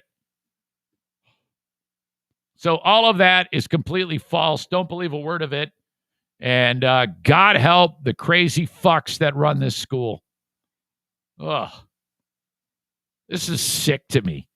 That these sick bastards can actually be in charge of, fourth hour is brainwashing. Fifth hour is, and then recess, they hang up a fucking Nancy Pelosi in effigy and then light it on fire or some shit. And then, all right, homework assignment, go beat up a black guy and report back tomorrow. Hey, thanks. Welcome back to the school. Assholes. What a shit show America is. This fucking sucks. All right. Speaking of black, I need to discuss with you a little bit more about this whole menthol cigarette thing. It's just a little weird to me. Okay. I kind of touched on this yesterday a little bit. I didn't quite have my ducks in a row on this. But first of all, menthol doesn't... Okay. When you smoke a menthol cigarette, it's flavored, and it's a little bit easier on your throat. Okay, that's all. It's a flavoring. A little minty on the cigarette. I was under the impression that menthol made the cigarette that much more dangerous. So that's why the FDA was exploring the banning. Now, truth be told, this is going to happen, but it's kind of weak because all that they're announcing this week is that we are working towards banning menthol from being in cigarettes. And it's not really definitive at how long it's going to take. And it's likely going to take a long time to get menthol out of the cigarettes and stop selling them. Now, if it's me and I'm worried about health and I'm running the FDA, and if you did want to ban something, wouldn't you just ban it? This is any cigarette that has green on the box. You got the Marlboros, you got the Kents. I don't even know if they make Kent anymore. The Newports, shit like that. But I'm like, wow, boy, this menthol, did they just discover that it's deadly? Does it make the risky behavior of smoking that much more dangerous? Okay. No, it doesn't. Just black people like them. Of all the smokers in the U.S., 85% of black smokers smoke menthol cigarettes. I don't know why. Maybe they have better taste. Either way, I mean, honestly, if you have something that tastes like shit, okay, this to me proves that black people are smarter than white people, or black people are smarter than everybody. If 85% of black smokers are smoking menthol cigarettes, all this tells me is anyone who's not is into tasting shit. Because we all know cigarettes taste like shit, but you get addicted to it, and that's why you like it. That's it. If something is addictive, you'll smoke something that smells and tastes like shit. Okay? So if you have your choice between eating shit or shit flavored with mint, which one would you choose? Well, of course you would choose the shit flavored like mint because it tastes a little less like shit. So this is proof positive that black people are smarter than everyone else in the world because the shit that they're eating is flavored with mint. I need no more evidence to prove this. This is all true. I don't need. It's a fact based on cigarette choice. I don't know any other reason why black people like menthol cigarettes, but 85% of the blacks do smoke cigarettes. So fuck. Okay, the FDA. This is crazy to me. They want to ban menthol cigarettes so that black people will not suffer from lung cancer. It has nothing to do with menthol making you more sick than a cigarette that doesn't have menthol.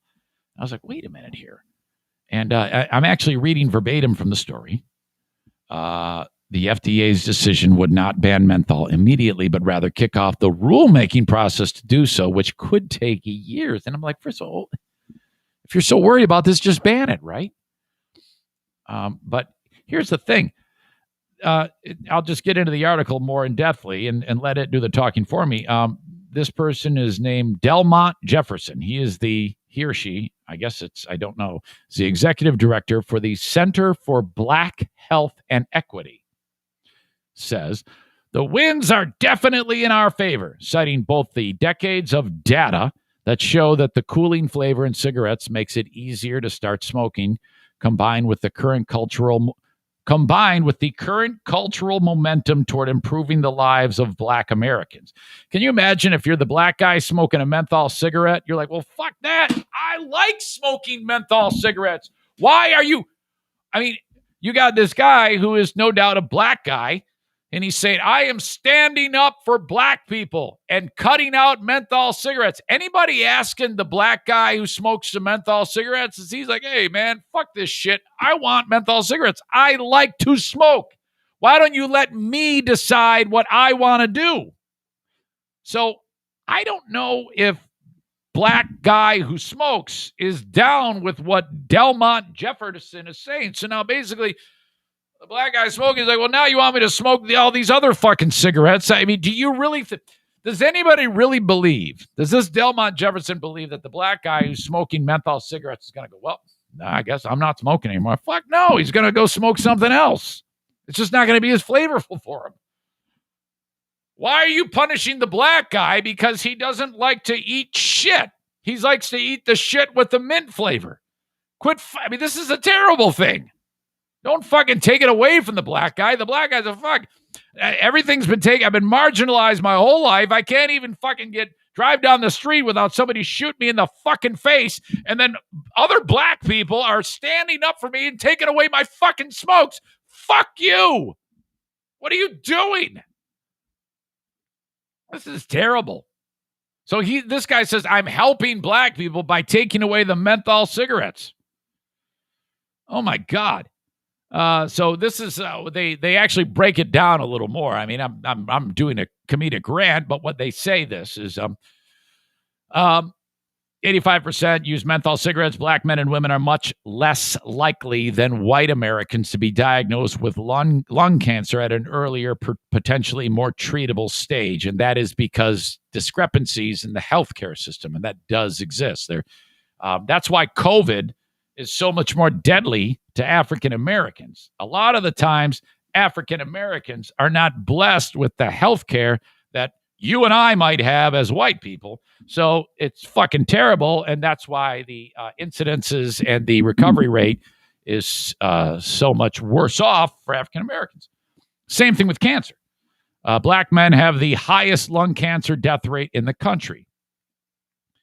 So I don't know. Seriously, yeah, I guess if you want to get to the root of the problem, wouldn't you just wipe out all cigarettes? If you're really that, in fact, if you're, why are you saying that you want to level the playing field for health by cutting out the cigarettes? If you were really concerned with, what does that say for the white people who are smoking? They're like, well, what? I guess you're okay with me getting lung cancer. All right, thanks.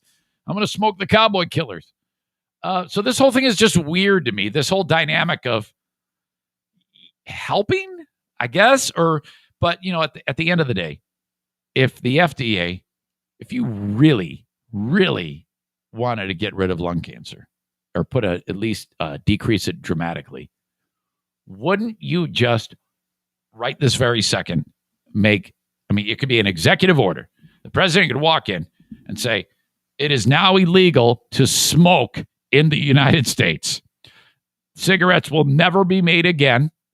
You cannot buy tobacco in any way, shape. If they were really serious about the public health, right?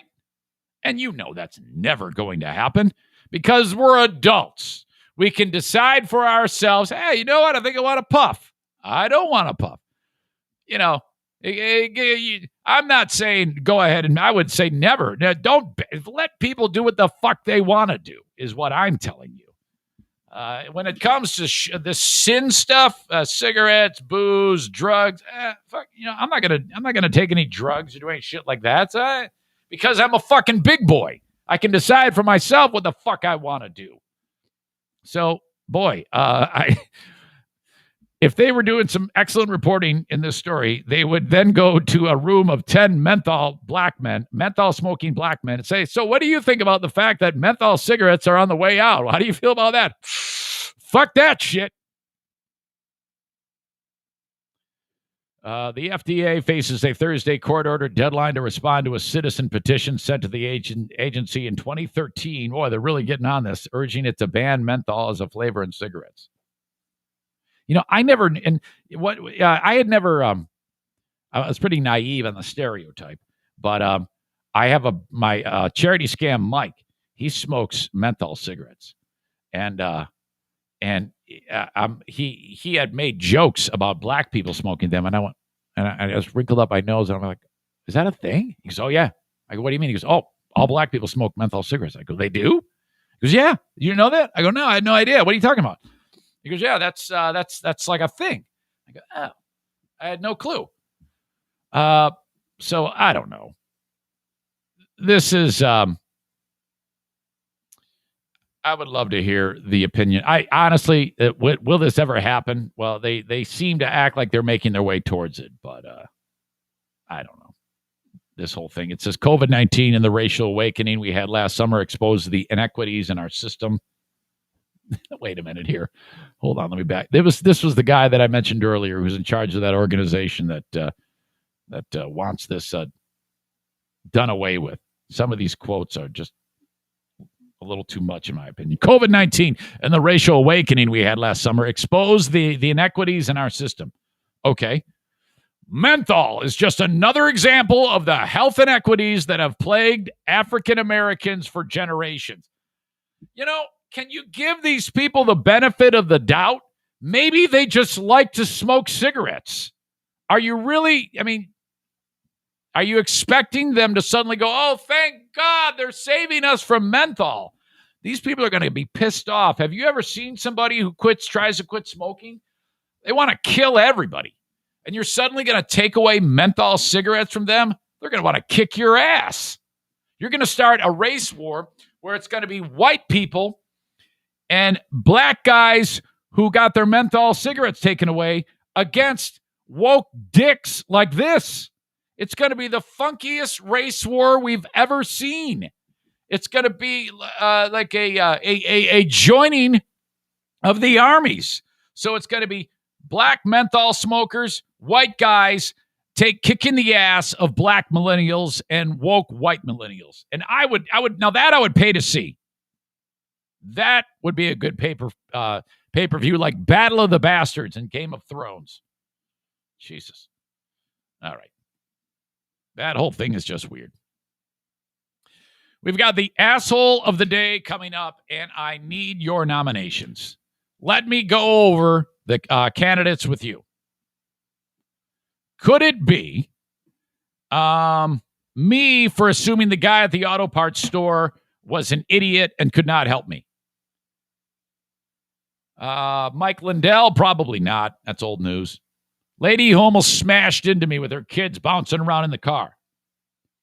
Logan Paul, Jake Paul, or Floyd Mayweather Jr. The color commentary in the baseball call when Vlad Guerrero Jr. hit his third home run of the game for the Blue Jays against the Nationals. The husband and wife idiot team at the idiot school that says you're going to get fired if you've had the COVID shot. The woke idiot who's trying to get menthol out of cigarettes. And that's all I got for you. I need asshole of the day votes on the live stream. Raise your virtual hand, make a comment either on the Twitter stream, YouTube, or Facebook. Enter it now, and I'll go back and we will decide. All right. Do we have an email of the day? We don't. Emailer Tim, keep trying. This is a good idea, but it's not a good email of the day because it's just a suggestion. Can you do a comparison between baseball announcer and Bobcat guys? I gotta wash my car. No, I'm not going to do that. But thank you for emailing. Keep trying. Occasionally, you get a joke. All right. So we will get to the asshole of the day coming up in just a second. And I think I just had a computer meltdown. Now, that's not good. Nominations for asshole of the day. I was the asshole yesterday. Why was I the asshole yesterday? What did I do again? I can't even remember. You know what? It's probably best. I would love to promote your business on this podcast. All you got to do is reach out to me. You can be one of the many sponsors that are on board right now, and I would love to add you to that. And all you have to do is reach out to me in the Shoreliners Striping inbox, eric@ericzaneshow.com, and I'll tell you how it works. It is so simple. I got to send Richard an email. He's an artist. He does paintings. I might be promoting a guy's paintings, his artwork on the podcast, which I think would be great because then I can hang his paintings up everywhere. Hey, yeah, commission Richard. All right. Send an email, eric@ericzaneshow.com. Horizon Hydroponics, Horizen, hydroponics.com. That's not Horizon, it's Horizon. HorizonHydroponics.com. Buy anything at all that you need for your growing season. Fertilizers, soils, nutrients, additives, lights, grow tents, whatever it is, you name it, buy it from Horizon Hydroponics. In person at one of their 4 brick and mortar stores in and around West Michigan, Lansing, and Kalamazoo. Or buy it online from anywhere in the USA. Horizen hydroponics.com. Buy your stuff, pay your money. Orders $250 and more, shipped anywhere in the USA, free on that order, whether you're having it shipped to you or you're picking it up in person. Use the coupon code Zane Show at checkout, and you will save 10% on your stuff. Okay? And if you don't want to wait around to have them delivered to you, you can just say, just drop it off or gather my order, pay for it now, coupon code. I'll pick it up tomorrow at the Alpine store in Grand Rapids or the Growers Outlet in Byron Center, Michigan, or Kalamazoo or Lansing. That's how you do it. Thank you, HorizonHydroponics.com. Who will be our asshole of the day? That's why I was asshole of the day. I asked my wife if she thought her shoulder pain was cancer, which, by the way, it's not. It's a torn rotator cuff. I actually was worried that it was cancer. And I didn't even think about it till 6 hours before the appointment, and it scared the shit out of me. Yeah, Richard, this is what I'm thinking. I'll just break it down with you right now. As opposed to like a normal ad campaign, we're like, hey, call on Horizon Hydroponics. It would be better if I incorporated your artwork into the show in kind of that mode, but this is more of a hybrid where I'm showing the artwork. So, and then I interview you about your thoughts in how you made the artwork. And it's almost like an interview. And then we can sell that shit on the fucking podcast. You can get a rare, one-of-a-kind Richard Francisco. How about that? And so, hey, so Richard, what happened here? It looks like a lion is fucking a zebra.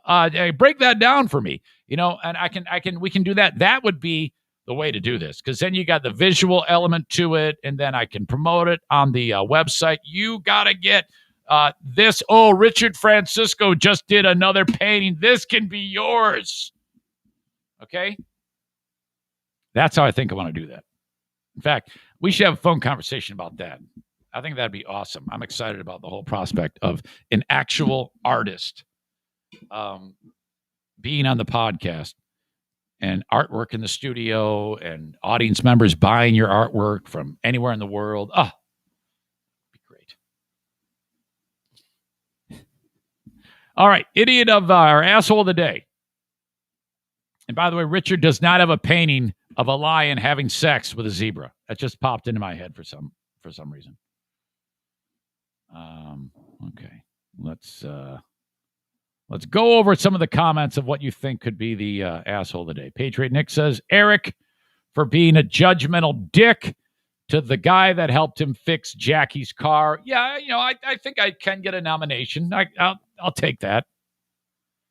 COVID Tom says the school in Florida. Rick Steinbach trying to drive to Florida right now, says idiots that drive in the left lane. Be careful in Florida, by the way. That's the new coronavirus hotbed. You guys remember when Dirk the Turk was like, yeah, Michigan. Florida's on the mend. Yeah, Florida's like the newest hotspot. It's you don't know what the fuck you're talking about, as usual. Another vote for the couple running the school in Miami, the FDA, and the whole menthol thing. And not only the FDA, but that do-gooder idiot trying to look out for the black people that are smoking the menthol cigarettes. That is bullshit. Leave those people. The black guy has, look, you've taken everything from me. Don't take my fucking menthol cigarettes. The only thing that makes that the worst for the black man is that it's a black man taking away the menthol cigarettes. You can't, if it was a white guy taking away menthol cigarettes, the black guy would be like, well, of course, yeah, expect that, but you're a black guy taking away my cigarettes. Oh, jeez. Yeah, Kent. Yeah, I know. Menthol cigarettes easier to smoke because the menthol masks the harshness of the tobacco. Yeah, I know. Let's see. Mark Levitz says the government or the healthcare system doesn't care about people's health. Yeah, we know that. They make money on people being sick. If they didn't want people to die, they would ban cigarettes and actually put money towards finding a cure for cancer. Yeah, everybody knows that. That's the same thing with alcohol or any vice, okay? Nick says you're advocating for a black market. That's racist. Aren't you down with the government telling us what we can and can't have or do? Yeah, Sam, you're such a fucking muscle-bound twat. Sam the Jew, what a fucking moron. I'm lumping you now in with all the other anti-vaccine assholes. Welcome to that club. Jump on into your pool of idiocy with your boyfriends Nick, Dean, Dirk the Turk, and any of you other anti-vaccine twats. I wish I could give you asshole of the day. All right. That's all I got for input on Asshole of the Day. Once again, you guys have pissed me off. Patriot Nick says Michigan is still the COVID capital of America. That is not true. Again, you're absolutely misinformed. Why don't you worry about this is what you need to worry about, Nick. Fucking hygiene. As soon as you master that, you can weigh in on other worldly topics like this. But till now, clean up your own side of the fucking street, like ball washing, ass cleaning, and shit like that, you fucking idiot. All right.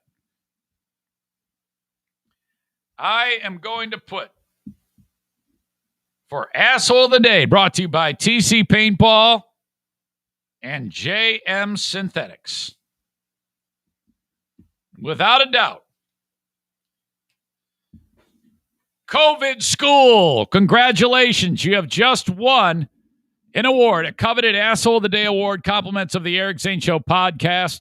You received nothing but probably another student one day whose dad goes by Dirk the Turk. The rest of you should move to Miami and send your kids to that stupid school because you're idiots too. At the end of the day, Patriot Nick says, Michigan, COVID capital of America. Pure Michigan, purest COVID ever. That is hilarious. You are a fucking comedian, you dipshit. All right, that's going to do it for today. I appreciate you guys so much. I hope you enjoyed my beat-ups, my tongue-in-cheek. If you left this podcast all pissed off, fuck you. We'll talk to you on the Patreon. Love you guys. Have a good one. Till next time. Bye-bye.